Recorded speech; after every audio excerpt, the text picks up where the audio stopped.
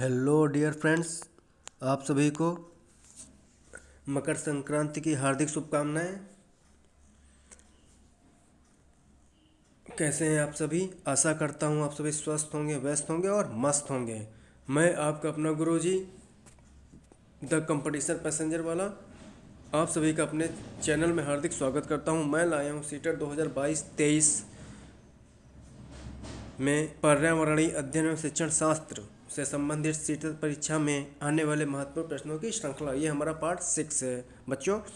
बाकी के पार्ट हमारे चैनल पे पड़े हुए हैं, आप लोग जाइए, आंसर कीजिए, देखिए, ठीक है। तो बिना समय गंवाए चलिए शुरू करते हैं अपने पहले क्वेश्चन पे, ठीक है।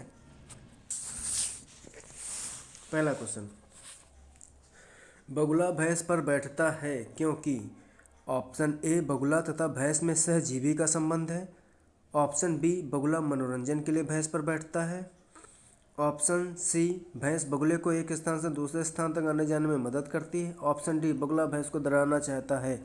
जल्दी से बताइए आंसर, पहले का कौन सा होगा? ए, B, C, D?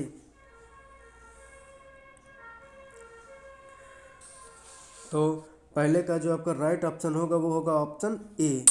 Option A, बगुला भैंस पर बैठता है क्योंकि बगुला तथा भैंस में सहजीवी का संबंध होता है, ठीक है, इसलिए बगुला भैंस पर बैठता है। सहजीवी का मतलब होता है किसी एक जीव का दूसरे जीव पर आश्रित होकर अपने जीवन का निर्वाह करना। सहजीवी का मतलब क्या होता है? किसी एक जीव का दूसरे जीव पर आश्रित होकर अपने जीवन का निर्वाह करना, ठीक है। तो पहले का ऑप्शन ए सही होगा, बगुला तथा भैंस में सहजीवी का संबंध होता है, ठीक। नेक्स्ट क्वेश्चन पे आते हैं। निम्नलिखित में से जड़ का कौन सा कार्य पौधों के लिए नहीं है?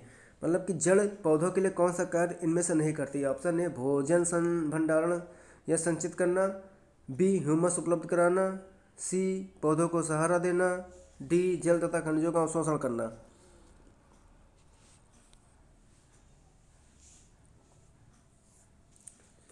सही ऑप्शन बताइए। सेकंड क्वेश्चन, निम्नलिखित में से जड़ का कौन सा कार्य पौधों के लिए नहीं है? ए ऑप्शन, भोजन भंडारण या संचित करना। बी ऑप्शन, ह्यूमस उपलब्ध कराना। सी ऑप्शन, पौधों को सहारा देना। डी ऑप्शन, जल तथा खनिजों का अवशोषण करना। जल्दी से सही ऑप्शन बताइए, ए, बी, सी, डी?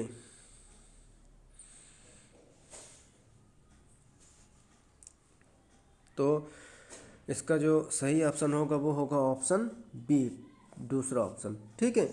मतलब कि ह्यूमस उपलब्ध कराना ये जड़ का कार्य पौधों के लिए नहीं होता है, ठीक है। ह्यूमस जो है वो मिट्टी के द्वारा उपलब्ध कराया जाता है, ठीक है।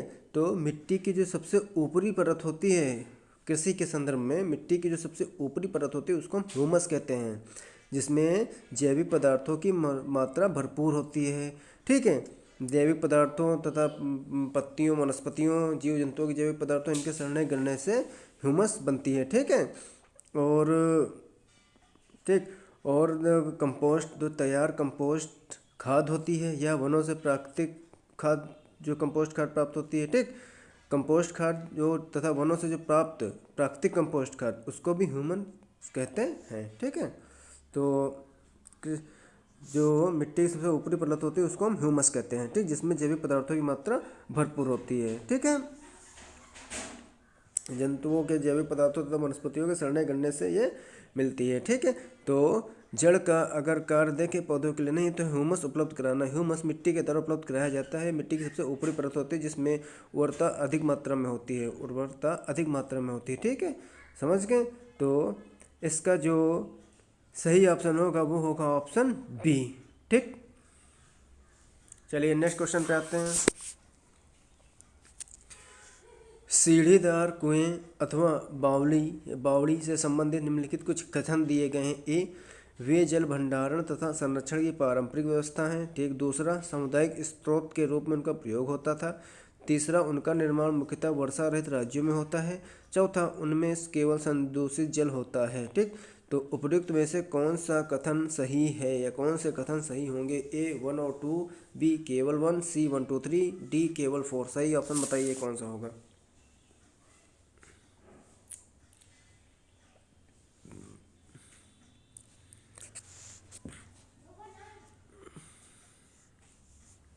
तो तीसरे का जो सही ऑप्शन होगा वो होगा ऑप्शन सी। तीसरे का सही ऑप्शन होगा ऑप्शन सी, 1 2 3।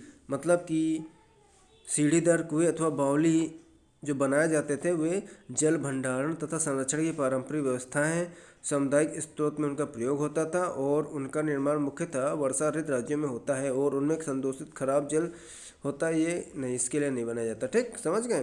तो सीढ़ीदार कुएं अथवा बावली यानी कि बावड़ी मुख्यतः वर्षा रहित क्षेत्र में बनाए जाते हैं जिसमें वर्षा के दिनों में प्राप्त जल को संरक्षित किया जाता है तथा शेष दिनों में जल की आवश्यकता की पूर्ति की जाती है। इस प्रकार की बावड़ी सामुदायिक योजना के तहत बनाई जाती है जिसमें पानी का जल तथा सिंचाई के लिए जल की पूर्ति की जाती है, जिसमें पानी के जल तथा सिंचाई इरिगेशन के जल की पूर्ति की जाती है।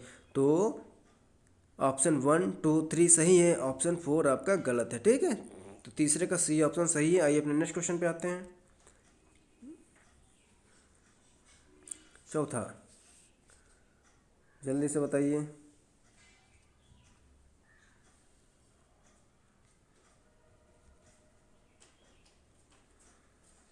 निम्नलिखित में से किसकी सुनने की शक्ति इतनी तीक्ष्ण होती है कि वह वायु से पत्तों के हिलने की ध्वनि और घास पर किसी जानवर के चलने की ध्वनि में अंतर कर सकता है?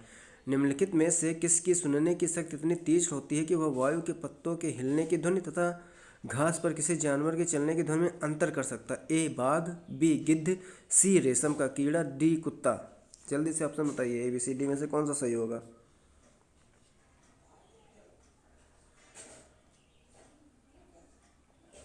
तो चौथे का जो सही ऑप्शन होगा वो होगा ऑप्शन ए, बाघ।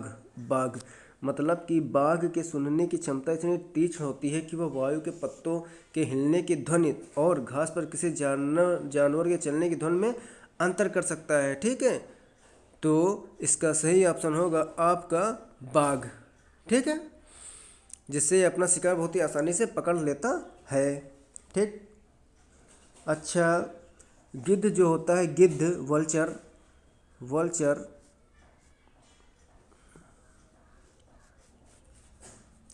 वल्चर्स, गिद्ध जो होते हैं वो हमसे 4 गुना ज़्यादा चीज़ों को 4 गुना दूर से चीज़ों को देख सकते हैं। ठीक है, वो हमसे 4 गुना ज़्यादा दूरी से चीज़ों को देख सकते हैं। मतलब जो चीज़ हम 2 मीटर की दूरी से देख सकते हैं वो चीज़ उसको वो 8 मीटर की दूरी से देख सकते हैं वल्चर्स। ठीक है, और रेशम का कीड़ा की बात करें तो रेशम का कीड़ा की खासियत ये होती है कि वो अपने फीमेल को कई किलोमीटर से उसके स्मेल के द्वारा पहचान सकता है, ढूंढ सकता है।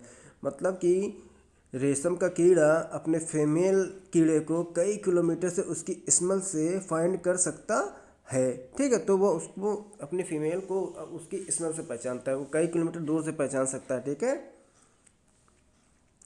और टाइगर की खासियत, बाघ की खासियत ये होती है कि वह रात में 6 गुना ज़्यादा अच्छी तरीके से देख सकता है। हम लोगों से रात में 6 गुना ज़्यादा अच्छी तरीके से देख सकता है। रात में हम लोगों से 6 गुना ज़्यादा अच्छी तरीके से वो टाइगर देख सकता है। और टाइगर जो है वो अपने कान को डिफरेंट डायरेक्शन में घुमा सकता है, ठीक, चारों तरफ घुमा सकता है। ठीक है, जिसके कारण वह हर तरफ से आने वाली आवाज़ों को पकड़ सकता है। ठीक, तो बाघ अपने कानों को चारों तरफ घुमा सकता है, इससे वह हर तरफ से आने वाली आवाज़ों को पकड़ता है। ठीक है, मदद मिलती है। ठीक है, तो चौथे का ऑप्शन ए होगा। ठीक है, मतलब कि बाघ की सुनने की शक्ति इतनी तेज होती है कि वायु से पत्ते के हिलने की ध्वनि और घास पर किसी जानवर के चलने की ध्वनि में अंतर कर सकता है। चौथे का ऑप्शन ए सही है। ठीक, आइए नेक्स्ट क्वेश्चन पे आते हैं। जब कोई व्यक्ति ट्रेन द्वारा अहमदाबाद से केरल की यात्रा करता है, ठीक है, और जब वह अनेक सुरंगों को पार करता है, ये सुरंगें किन पर्वतों में हैं? A option Vindhyachal, B option Aravalli, C option Paschimi Ghat, D option पूर्वी घाट। जल्दी से बताइए।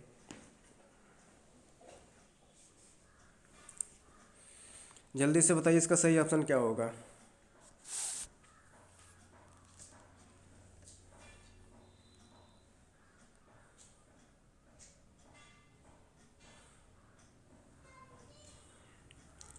तो इसका जो सही ऑप्शन होगा वो होगा ऑप्शन सी, पश्चिमी घाट, ऑप्शन सी।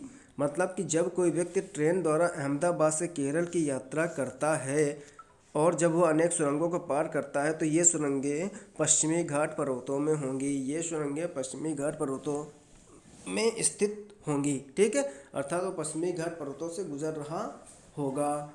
ठीक है, अर्थात ये सुरंगें पश्चिमी घाट पर्वतों में होंगी। ठीक है, समझ गए। अगर बात करें हम विंध्याचल पर्वत, तो विंध्याचल पर्वत जो है मध्य प्रदेश एवं उत्तर प्रदेश में स्थित है। ठीक है, और अरावली पर्वत श्रेणी ये राजस्थान में स्थित है।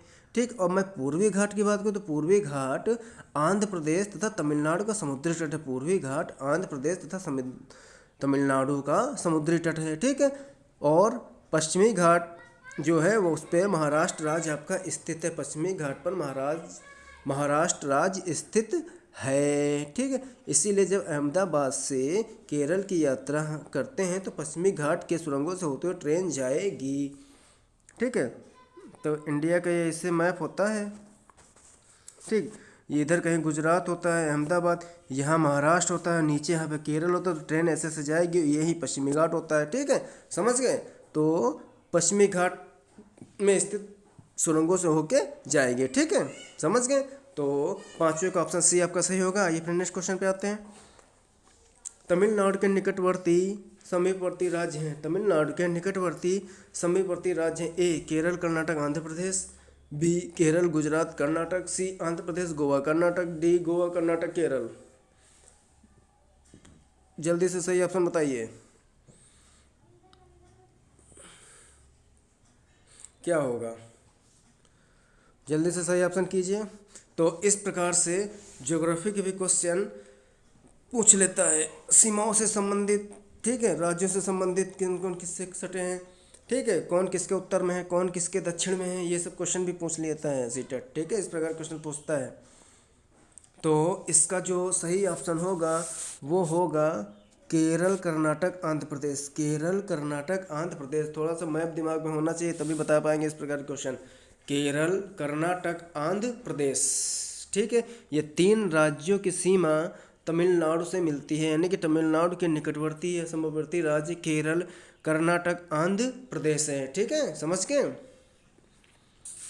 ठीक, ऐसे होता है। तो केरल हुआ, कर्नाटक हुआ, आंध्र प्रदेश, तमिलनाडु, ऐसे कुछ होता है, देख लीजिएगा। ठीक है, केरल, कर्नाटक, आंध्र प्रदेश। ठीक, तो तमिलनाडु राज्य की सीमा केरल, कर्नाटक तथा आंध्र प्रदेश राज्य की सीमा से लगी हुई है, तथा तमिलनाडु की सीमा पर पौंडीचेरी केंद्र शासित राज्य की सीमा भी लगी हुई है। यहीं पे पौंडीचेरी केंद्र राज्य का, यहीं पे एक पौंडीचेरी केंद्र शासित राज्य जिसकी सीमा तमिलनाडु राज्य से लगी हुई है। ये भी क्वेश्चन पूछा जाता है कि तमिलनाडु राज्य की सीमा किस केंद्र शासित राज्य से लगी हुई है, तो पौंडीचेरी से। ठीक, तो छठे का ऑप्शन ए सही होगा। ये नेक्स्ट क्वेश्चन पे आते हैं।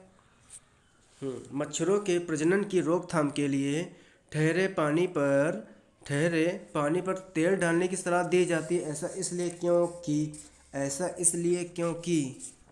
क्यों किया जाता है? जल्दी से बताइए। ऑप्शन ए, तेल ऑक्सीजन की आपूर्ति को काट देता है जिससे मच्छरों का प्रजनन थम जाता है। बी मच्छरों को तेल द्वारा विकर्षित किया जाता है। सी मच्छर तेल द्वारा मर जाते हैं। डी मच्छर तेल की परत में फंस जाते हैं। जल्दी से बताइए।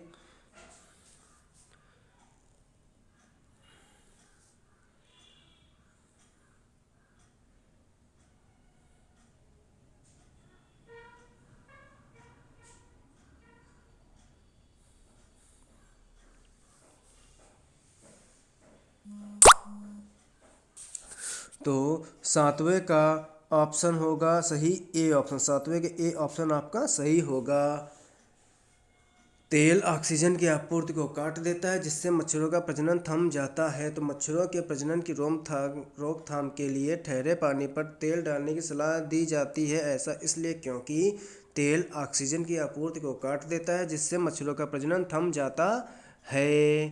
ठीक, इसका क्या रीज़न है? क्योंकि तेल का जो पृष्ठ तनाव सरफेस टेंशन है, तेल का जो पृष्ठ तनाव सरफेस टेंशन, तेल का जो पृष्ठ तनाव सरफेस टेंशन वो कम होता है, और कम होने के कारण तेल जल के ऊपर फैलकर एक परत बना लेता है। ठीक है, इससे जल में ऑक्सीजन की आपूर्ति नहीं हो पाती और मच्छरों का प्रजनन थम जाता है। तो सातवें का ये ऑप्शन सही होगा। ठीक, आइए नेक्स्ट क्वेश्चन पे आते हैं।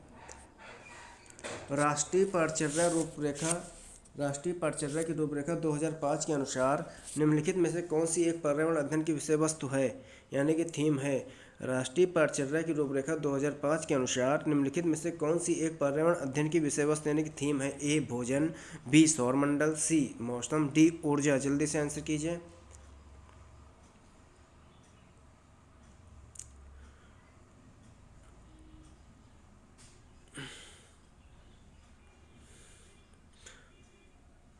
अगर आप सबको मेरा ये वीडियो अच्छा लग रहा हो, क्वेश्चंस अच्छे लग रहे हो, तो प्लीज़ इसको लाइक करें, शेयर करें एंड चैनल को सब्सक्राइब करें।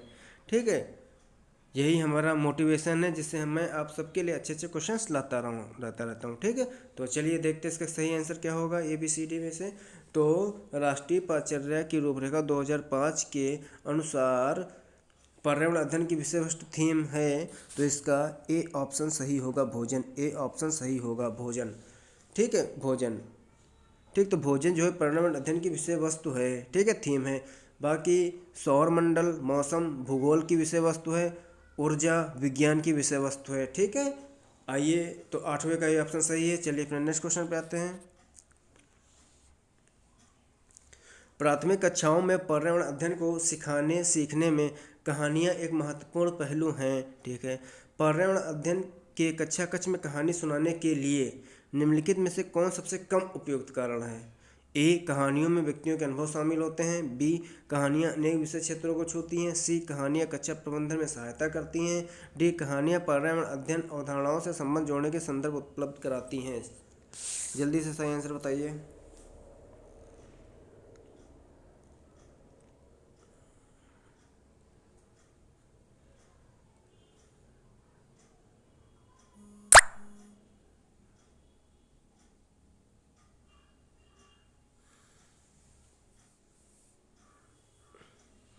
तो सबसे कम उपयुक्त होगा ऑप्शन डी। ऑप्शन डी, कहानियाँ जो हैं पर्यावरण अध्ययन अवधारणाओं से संबंध जोड़ने के संदर्भ उपलब्ध कराती हैं। संदर्भ तो उपलब्ध कराती हैं, परंतु